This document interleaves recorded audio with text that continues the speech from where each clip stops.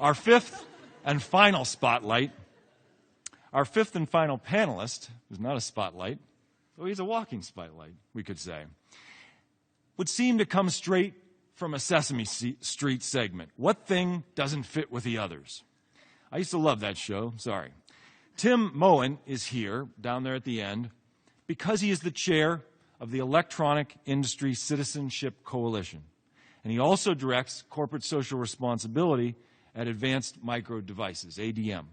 He's written a book called Changing Business from the Inside Out, a tree hugger's guide to working in corporations. Now, Tim, we're going to solve your mystery soon of why you're here, but be patient. Let's start with a round of questions for each panelist and then open up to questions from the audience here in this room and out in Twitterdom. Now, turning to you, Tim, you're working on reducing sexual violence in Congo through reforming the electronics supply chains. In the context of these kinds of social movements, private sector actors are often seen as antagonistic. But in this case, the electronics industry has played a leading role in actually getting out front and developing solutions. Tell us, if you will, how the electronics industry that you're part of has made that shift. What's motivated the positive action and what more is needed? Thanks, John. Since you introduced me with a quote from Sesame Street, maybe I could begin my remarks with a quote from the esteemed philosopher Monty Python. And now for something completely different. It's unusual, as John said, for businesses and NGOs like the Enough Project to work together. But in this case, we have, and I want to tell you that story. But first, I just want to say how overwhelmed and humbled I am to be on this amazing panel with these amazing people. And the first panel, we saw Paul's stirring film. We heard Omakongo's moving poetry. And we heard Adele's heartbreaking story of pain and renewal. These things really moved me, and I'm just so pleased to be here to represent the business community and tell you the story about what we're doing. You know, 10 years ago, if you'd asked me I'd be involved in this, I would have never imagined that I'd be working on conflict and sexual violence in the Congo. But today, I count this work as one of the proudest accomplishments of my career. The key learning that we have in all of this is that everything is connected. The life cycle of the most high-tech products that we all own have their roots in the most low-tech of circumstances. The connection between metals and electronic products, mining in the Congo that generates profits for armed groups that rape and kill, was not obvious at all to our industry. We first heard of these issues, we thought they were very far away. Some of our companies in the Electronics Industry Citizenship Coalition, which I chair and represent here today, are 5 to 7 layers removed from this part of the supply chain. I can remember the meeting when I first heard about this. It was in 2007 in Geneva. There was a small NGO called SOMO, and this woman, Esther Dahan, walked in. We're focused on dealing with environment, health, safety, labor, human rights in our supply chain. And she said, you know what? It's the mines in Congo you need to be worried about. We were blown away.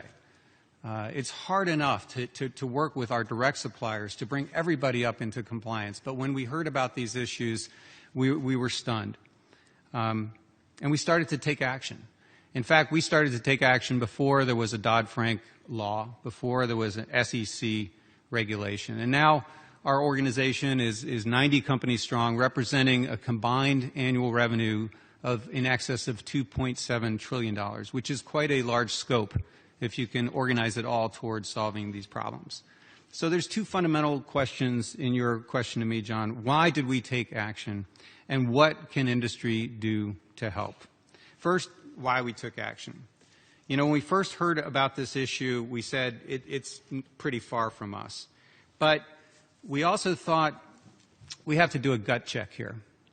If the words corporate social responsibility are to mean anything, and these kinds of activities are in our supply chain, then it really doesn't matter how far away they are. We have to act. We have to take action. And so we did. And that brings up the second question: what can we do to break the link between minerals trade and conflict, and especially sexual violence? And it really starts with the power of collaboration. You know, our companies compete neck and neck in the ultra-competitive technology industry. But on this issue, we collaborate. We collaborate to try and break this link that I was talking. Now, it can be a daunting task when you think about tracking and tracing minerals from a high-tech product all the way back to the mine of origin, and it is. But we laid it out. We looked at the whole supply chain, and we found a natural choke point in that supply chain, and it's the smelters and refiners of these minerals. That's the tightest part of the supply chain. So we developed something called the Conflict-Free Smelter Program. We actually have an audit protocol. We trained auditors, and we send these people out to smelters to figure out whether these smelters are buying from conflict sources or not. That program is still young. It's still getting started, but that is kind of the centerpiece of what we're doing. The second piece was, how do we know the metals in our products come from conflict-free sources? Well, we designed a standardized data exchange system between the companies in the supply chain so they can figure out and track back to those smelters and figure out if they're conflict-free. And in fact, that standardized data system is now being used by other industries outside of electronics. So we have made significant progress in this area. And I would just say that my own company, AMD, we have now identified over 180 smelters in our supply chain, and we've published that on our website. You can go download it today. But there's still a lot of work to be done. You know, the electronics industry, we're all focused on cell phones, laptops, and so on, but you may not know that the electronics industry as a whole is the majority user of only one of the four minerals that we often talk about: tin, tantalum, tungsten, and gold. Tantalum is the only one we're a majority user of. So we need other industries to come and join us and start working on these issues. The program that we operate, called the Conflict-Free Sourcing Initiative, is starting to bring them in. So we have now 7 industrial sectors represented. Everything from aerospace to automobiles is starting to join us. So the movement is starting to take off. But there's one other important issue. One of the unintended consequences of this entire paradigm is that it's easier for many businesses just to avoid the Congo entirely. There's 2 terms of art here. One is conflict-free and one is Congo-free. We actually don't want Congo-free. We were talking earlier about the impact of this law in the country, and many people in Congo don't like this law because it hurts them economically. There's 12.5 million people in the Congo, about 17% of the population, that depends on the mining industry for their economic livelihood. We have to make sure that through our action that their economic livelihood is protected and enhanced. So we need to work together to figure out the right incentives to build up a conflict-free minerals industry in the DRC. This is the best way to harness the power of business to break the link between conflict minerals and trade. And the last thing I'll say is it is very unusual for business to be on this panel. I think we've talked about the connectedness. We've talked about what business can do to build up the Congo. But I just want to say that business alone can't do this. We need everybody on this panel. We need civil society. We need government. We need intergovernmental associations to work together, because Congo needs security. They need the rule of law, and they need infrastructure. And with these aspects in place, business can provide jobs and the economic development that is needed to build the social fabric of that country. Thank you.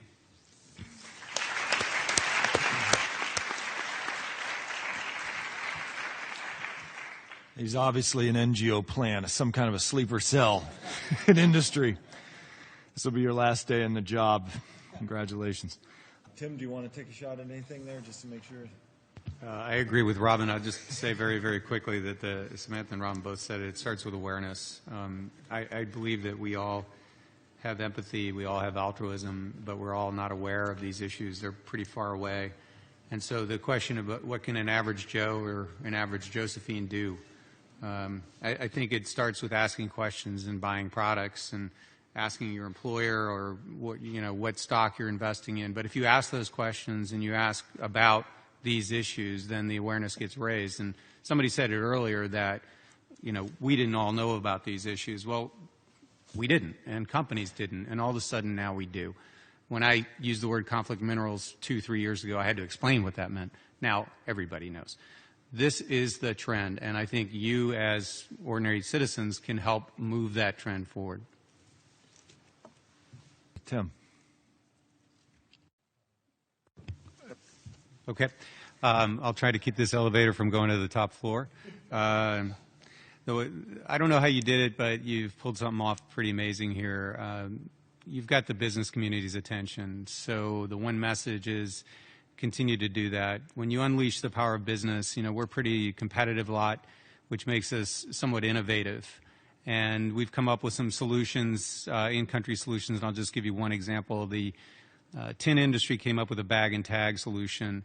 And there's an anecdote or a case study that came out recently that showed that one particular small artisanal mining company using this bag and tag solution now with this very rigid system, just cut out all the corruption, cut out all the phony stuff that was going on, and now has created jobs, real jobs for a lot of people in this country. And I think it's that kind of development with real jobs that will break the link between the minerals trade and sexual violence. Thank you, Tim. And